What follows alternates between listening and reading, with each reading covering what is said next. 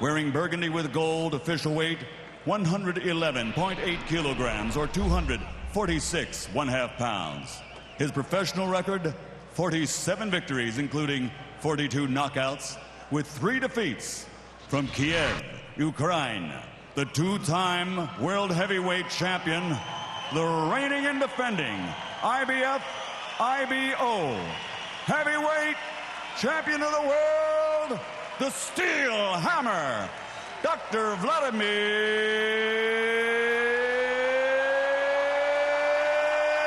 Klitschko.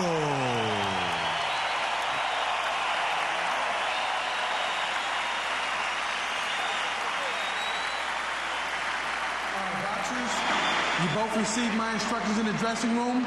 Obey my commands. Protect yourself at all times. All right, let's touch gloves. I expect a good, clean fight. Go. Wladimir Klitschko believes that Austin's only chance is to come out and try to catch me. Is that what Austin has in mind?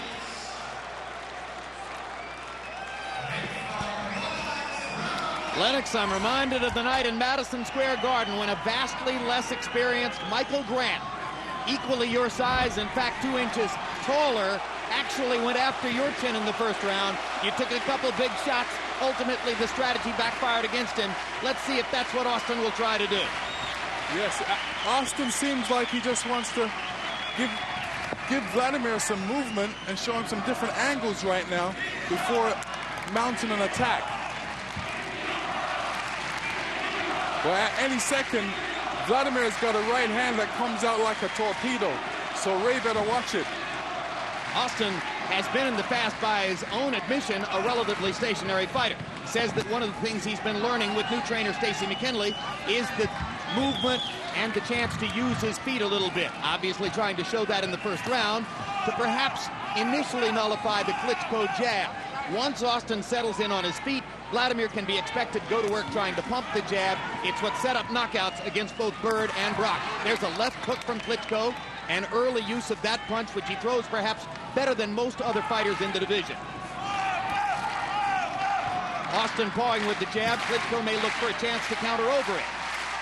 Well, it looks like he's setting something up right now. He's setting Austin up with a jab, a left hook, which is a great punch for him because Austin doesn't really keep his hands too high. And anytime Austin throws a left hook or a jab, that right hand kind of drops to the side of his face a little bit. Austin flicking his jab out, but well short of Klitschko's distance. Klitschko stuffs his jab into Austin's grill. See what happens in situations like this. Klitschko's throwing that jab, which is going to hurt him. And Austin's going to say, listen, I don't like that jab. And he's going to put his hand up to protect against it. Then Klitschko's going to come around with a left hook.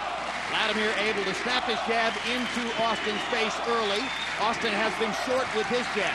Austin tries a left hook. Wladimir partially blocks it with the right hand. Klitschko very focused in the first 2 minutes. None of the kind of drift that we saw, for instance, against Corey Sanders the night that he was knocked out before an adoring crowd here in Germany. Now Austin begins to find his range, stepping in just a little bit to land a right hand to the body. Earlier he landed a jab. Gets the jab into Klitschko's face again.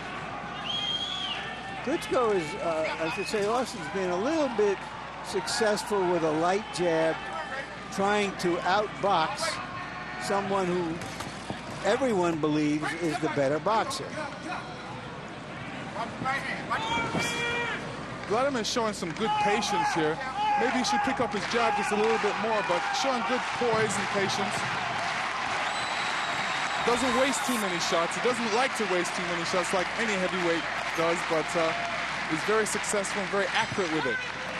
3 of the last 4 fights have gone the distance for Ray Austin, so he's not unaccustomed to going 12 rounds. Wladimir Klitschko would seem to have won that round fairly easily on the scorecards. His speed can't match your speed. Totally in a different class. You got any butter or something on it? Okay. His speed is just so slow. You're starting to get to him with the hook here. Just start picking it up a little bit more. These 2 right here, he'll never see the right hand because he's getting frustrated because every time he's trying to go, you're going back. Now he's kind of hesitating. Start working to him a little bit more with this your hand, okay? Just get busy with your left hand. And the other's the right hand, he'll never see it. But start working, okay? Don't get over anxious. You're doing all right, all right? Keep stepping with that double jab. Put the little straight right hand to the body sometime, all right? Okay, relax, relax. There ain't nothing to it. Give me that. Nothing to it but to do it. Okay, y'all boxing that round. This guy's slow. But watch it, because he's going to try to crack his left hook right hand, all right? Let's go. Come on, let's go. Let's go.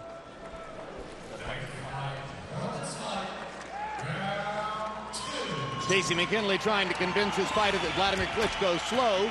McKinley well aware of what Emanuel Stewart's cooking up in the other corner, where Stewart was saying, get busy with the left hand, set up the right, and Austin will never see it. So far, Wladimir Klitschko hasn't thrown a single right hand.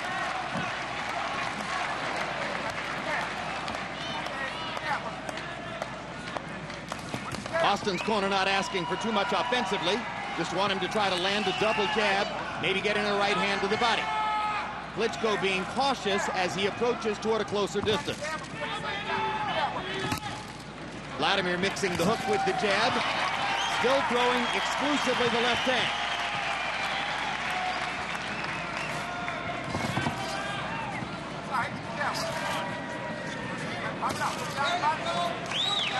Now, I've always said that Wladimir has great footwork. In this fight, you don't really see it yet because he's on a prowl right now. He's just trying to set up Ray Austin to try and lower that torpedo-like right hand he's got.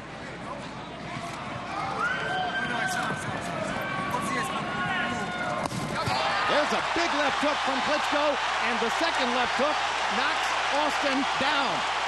And that's the left hook I was telling you about. Sets it up with a jab, and then he comes across with a left hook. I don't think Ray Austin's going to beat the count. It's over. Is done on two left hooks from Wladimir Klitschko, who never once had to unleash his right hand in the fight. And Larry Merchant, you suggested Austin was outclassed.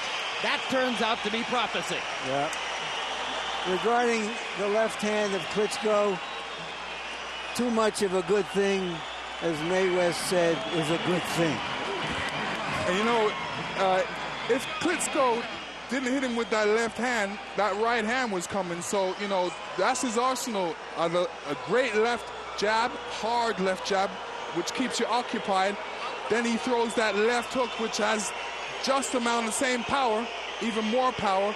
And if Ray Austin would have caught that on his glove, that right hand was definitely coming across. How do you account for Austin, a guy who went the distance in 3 of his last 4 fights against Donald, Beck, and Ibragimov, going down on 2 left hooks, and Klitschko didn't even seem to really unload on those punches?